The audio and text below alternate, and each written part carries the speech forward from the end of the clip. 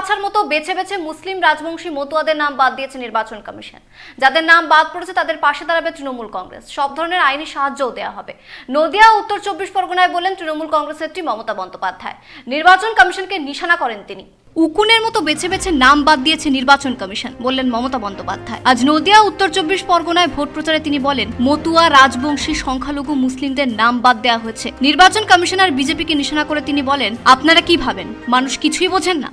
Supreme কোর্টে আমি নিজে দাঁড়িয়েছিলাম বলে সুপ্রিম কোর্টের নির্দেশ অনুযায়ী যে লিস্ট কালকে বেরিয়েছে, 32 লক্ষ লোকের নাম 60 লক্ষের মধ্যে অলরেডি উঠে গেছে।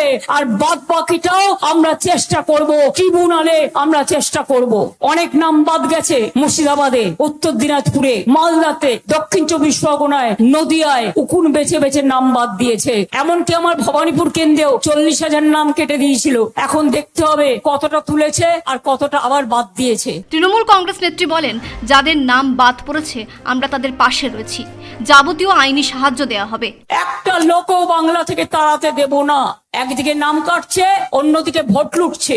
একদিকে নাম কাটছে, ওদিকে লক্ষ লক্ষ সেন্ট্রাল ফোর্স পাঠাচ্ছে, তারা বিজেপির হয়ে কাজ করবে।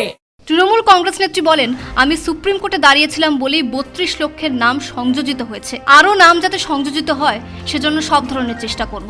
ব্যুরো রিপোর্ট, পূবের কলম ডিজিটাল।